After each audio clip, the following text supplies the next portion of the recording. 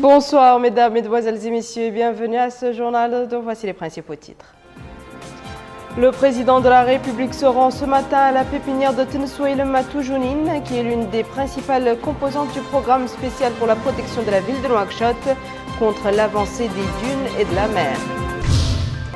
Le président de la République a également supervisé dimanche soir, premier jour du mois béni du Ramadan au palais présidentiel, le lancement des manifestations commémoratives du Ramadan pour l'année 1435 de l'Hégire. Distribution des quantités de produits d'iftar au profit des imams, des muezzins, des mosquées et des mahadras à Nouadhibou. Merci mesdames et messieurs de vous joindre à nous avant le développement de ces titres. Nous débutons ce journal par le courrier du président de la République. Suite à sa réélection pour un second mandat, le président de la République, M. Mohamed Abdelaziz, a reçu dimanche le message de félicitations qui suit du président de la République démocratique et populaire d'Algérie, M. Abdelaziz Bouteflika. Au moment où le peuple mauritanien frère vous renouvelle sa confiance pour un second mandat à la magistrature suprême de votre pays, il m'est agréable de vous adresser mes vives félicitations et mes meilleurs vœux, priant Allah le Tout-Puissant de vous procurer santé et bonheur et de guider vos pas vers plus de succès dans l'accomplissement de vos hautes charges pour l'intérêt suprême de la Mauritanie et de son peuple frère. Je saisis cette heureuse occasion pour saluer les réalisations tangibles accomplies par la Mauritanie dans tous les domaines pour vous renouveler notre volonté constante de poursuivre notre action commune en vue de renforcer les relations de fraternité et de solidarité entre l'Algérie et la Mauritanie, ainsi que pour initier leur coopération fructueuse au plus haut niveau. C'est le lieu de réitérer notre engagement à approfondir la concertation au sujet des différents défis et menaces auxquels est exposée notre sous-région et notre souci d'édifier notre union maghrébine. Veuillez agréer, Excellences et chers frères, l'expression de mes très hautes considérations, Abdelaziz Bouteflika. Le président de la République, M. Mohamed Abdelaziz, a également reçu le message de félicitations qui suit de son Excellence M. Alassane Ouattara, président de la République de Côte d'Ivoire. Monsieur le Président et chers frères, votre réélection à la magistrature suprême de la République sœur de Mauritanie me donne l'agréable occasion d'adresser à votre Excellence, au nom du gouvernement et du peuple ivoirien, ainsi qu'en mon nom propre, mes très vives et chaleureuses félicitations auxquelles je joins mes vœux ardents de santé, de bonheur et de réussite dans l'exercice de vos nouvelles charges. Votre réélection traduit, à n'en point douter, la confiance que le peuple mauritanien vous porte et la reconnaissance de votre engagement sans réserve à l'édification d'une nation unie et solidaire pour le triomphe de la paix et de la démocratie dans votre beau pays.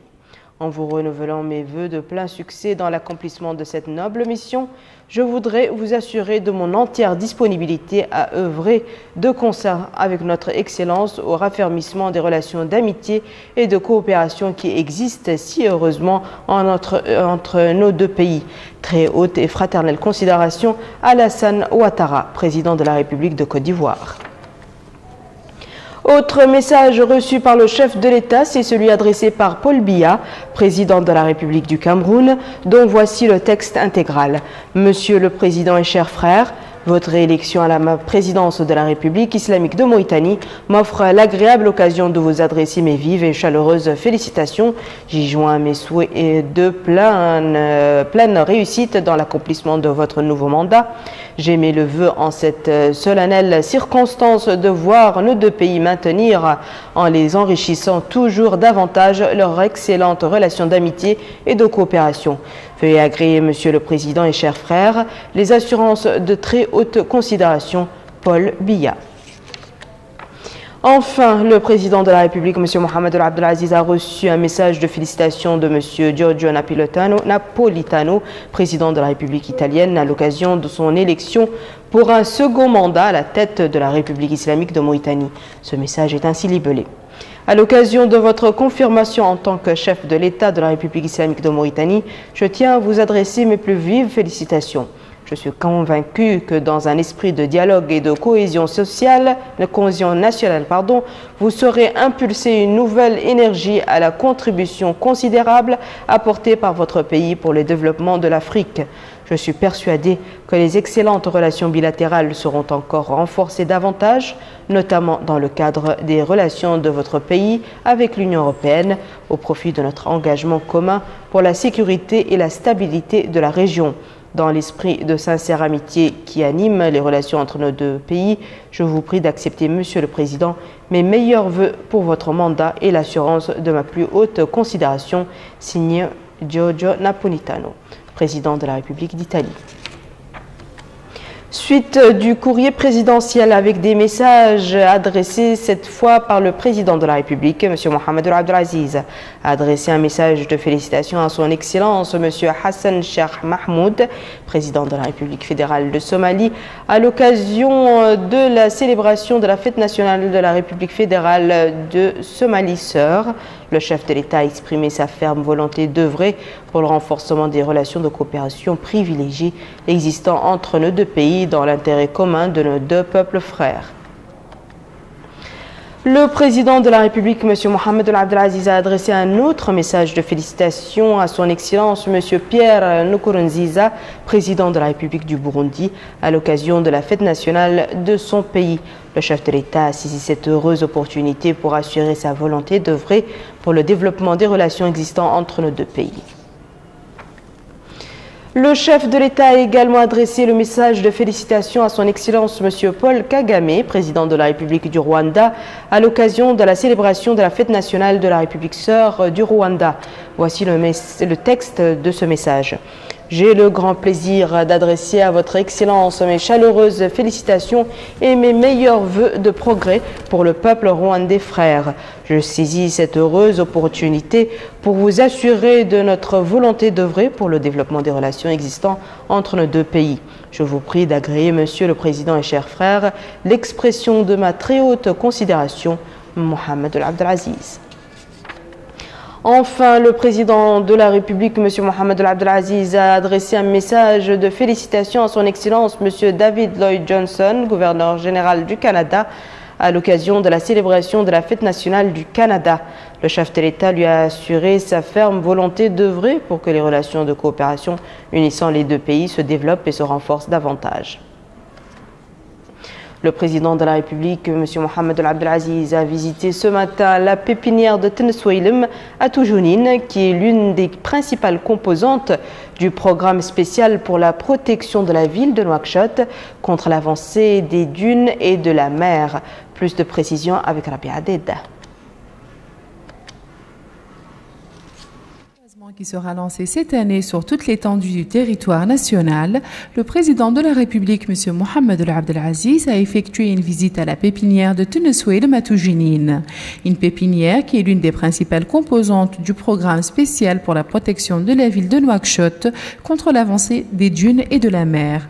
Le président de la République s'est rendu dans les différentes composantes de cette pépinière et a écouté des explications détaillées sur les caractéristiques des plantes, sur leur production, leur espèce ou encore le rôle qu'elles jouent dans les différents programmes et particulièrement dans le programme spécial de protection de la ville de Nouakchott.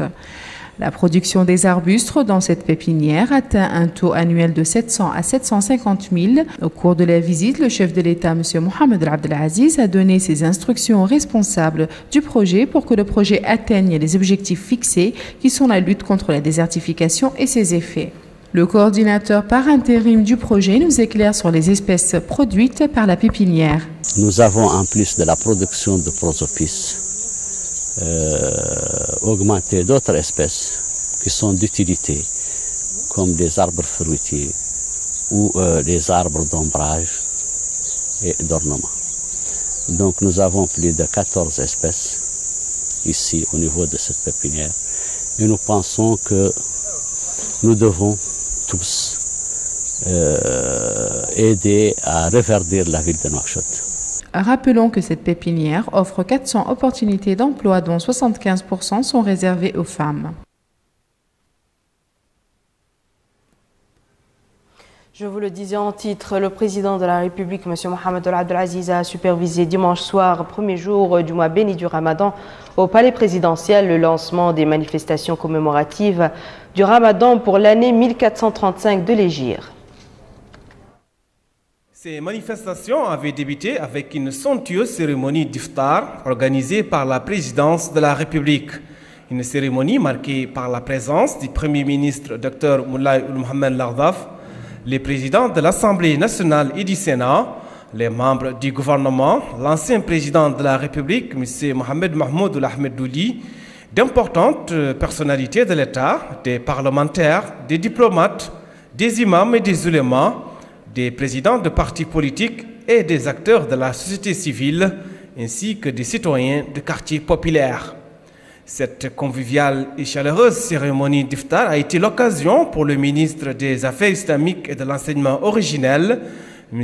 Ahmed Oulneini, de prononcer une allocution dans laquelle il s'est appesanti sur les réalisations accomplies sur instruction du président de la République au service de la promotion et de l'appui des actions islamiques, donnant l'exemple de la création de la chaîne de télévision El Mahadra et de la radio Coran.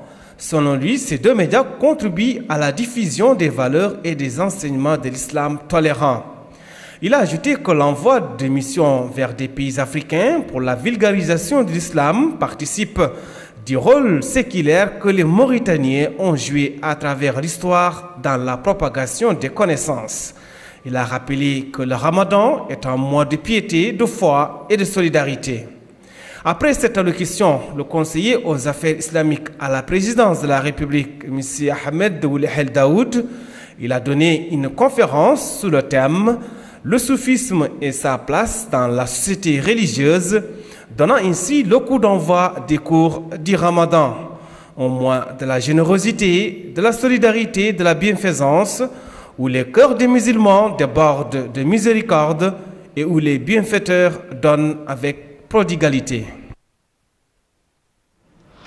Monsieur Ahmed Oulneini, ministre des Affaires islamiques et de l'enseignement original, a supervisé cet après-midi dans la Muqata'a d'Arafat l'inauguration de la mosquée Muftah al-Khair, construite sur financement d'un homme de bienfaisance qatari et exécutée par l'Association mauritanienne pour la renaissance du patrimoine des Mahadra.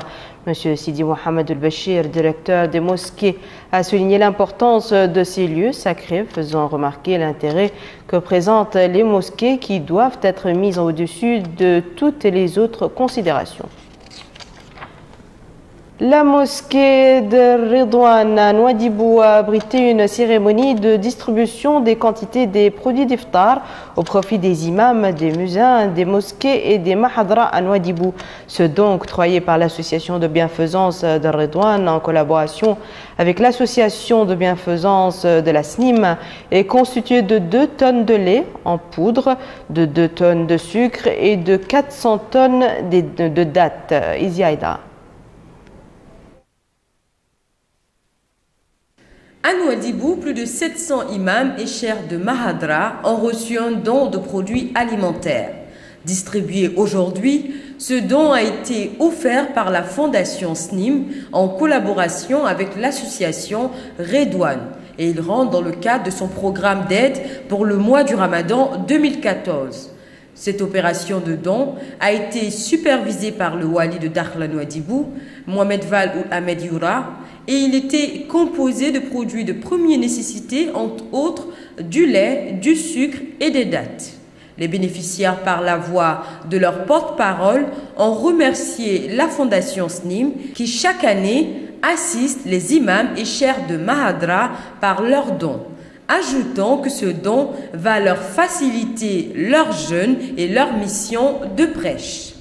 Plus de 1500 personnes en bénéficient, poursuit-il. Il note également que l'association Redouane s'est engagée à faire des ftours pour 50 personnes par jour durant tout ce mois béni. Après avoir reçu ce don, les imams et chers de Mahadra ont tour à tour remercié la fondation SNIM par ce geste, ajoutant qu'il est venu à point nommé. En ce mois de Ramadan, où tolérance et entraide doivent coexister, ce genre d'acte ne peut qu'être qu'encouragé. Pendant ce mois béni du Ramadan, la consommation des produits sucrés devient de plus en plus prisée par les jeunes. Notre confrère Mohamed Abdallah Abba a visité quelques pâtisseries de la place et voici son reportage. Dans notre société, les pâtisseries sont considérées par certains comme une nouvelle habitude culinaire. Pourtant, elles sont devenues durant ces dernières années un élément incontournable sur la table des jeûneurs. Ici où les formes, les tailles et les goûts varient merveilleusement. Objectif, attirer l'admiration d'un plus grand nombre de consommateurs. Selon ces pâtissiers, la période du Ramadan n'a pas changé les prix des pâtisseries, bien que la demande ait doublé pour certains produits. Au mois de Ramadan, à chaque fois, la plupart, on consomme beaucoup les salés. Les produits salés, qui à la base, il y a des œufs, il y a des beurres, il y a des farines, il y a des viandes hachées. On fait ici encore des friands et beaucoup de choses comme ça. Comme pizza, ça marche bien. De leur côté, les citoyens confirment l'importance des pâtisseries dans le menu de chaque jeûneur, vu leur importance nutritionnelle. C'est ce que nous ont confié ces personnes interviewées. Afin de mettre en garde contre tout excès, la pâtisserie, cette industrie qui ne cesse de se développer progressivement en conquérant une clientèle croissante. Le mois béni lui offre une occasion idéale pour convaincre d'autres consommateurs de sa délicieuse offre mosaïque. À présent, actualité des partis politiques dans ce journal. Le parti de l'Alliance populaire progressiste a tenu lundi matin dans son siège à Nouakchott une conférence de presse au cours de laquelle Mohamed El Nati, membre du bureau exécutif du parti, a lu un communiqué sur le déroulement de la campagne électorale pour l'élection présidentielle écoulée. Le parti APP s'est également démarqué de la Commission électorale nationale indépendante CENI. Le communiqué a critiqué le déroulement de l'élection et les discours qui l'ont marqué, mettant en exergue sa position de boycott. Le secrétaire général de l'APP, M. Ladji Traoré, a critiqué la Commission électorale nationale indépendante, exprimant son regret de ne pas avoir entrepris une concertation politique réussie. L'élection du 21/6/2014 s'est déroulée et s'est achevée comme un non-événement pour l'écrasante majorité des électeurs, contrairement aux affirmations en panne d'inspiration des autorités, aux complaisances satisfaites d'une CENI toujours hors jeu et honteusement incompétente et ridiculement tripatouilleuse, et aussi, en dépit du témoignage, on ne peut plus faux d'observateurs visiblement en manque d'emploi. Bien qu'elle se soit déroulée en l'absence habilement organisée de la quasi-totalité des partis de l'opposition démocratique et qu'elle ait bénéficié a priori du soutien inconditionnel et sans réserve des tribus, des associations professionnelles, de l'administration, de l'armée et surtout de leurs moyens économiques et psychologiques, cette élection restera à jamais gravée dans les esprits de chacun comme la plus impopulaire et la plus désastreuse de toutes. Nous n'accepterons pas les tentatives que mènent certains pour détourner le parti de sa ligne politique et avorter son projet démocratique pacifique, a déclaré lundi à Nouakchott Mohamed El Bourbous, président du parti El Mustaqbel, lors d'une rencontre avec la presse. Le président du parti s'est dit ouvert et disposé à engager le dialogue avec l'ensemble des acteurs politiques, y compris le président Mohamed El Abdelaziz, pour la renaissance et la prospérité du pays. Il a ajouté avoir constaté des cas de dysfonctionnement, voire de blocage et du non-respect des lois de la part de certains militants de sa formation. Cela, dit-il, est un travail malsain qui ne sert pas l'élargissement des bases du parti et son projet démocratique et pacifique. Et le président de noter toute formation est créée pour réaliser des projets utiles pour la société et chercher le pouvoir pour les mettre en application dans un cadre démocratique où règne la tolérance et la fraternité. Ce sera tout pour ce journal, mesdames et messieurs. À présent, le rappel des titres.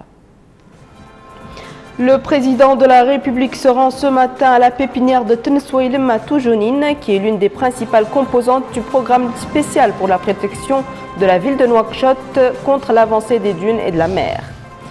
Le président de la République a également supervisé dimanche soir, premier jour du mois béni du Ramadan au palais présidentiel, le lancement des manifestations commémoratives du Ramadan pour l'année 1435 de l'Hégire.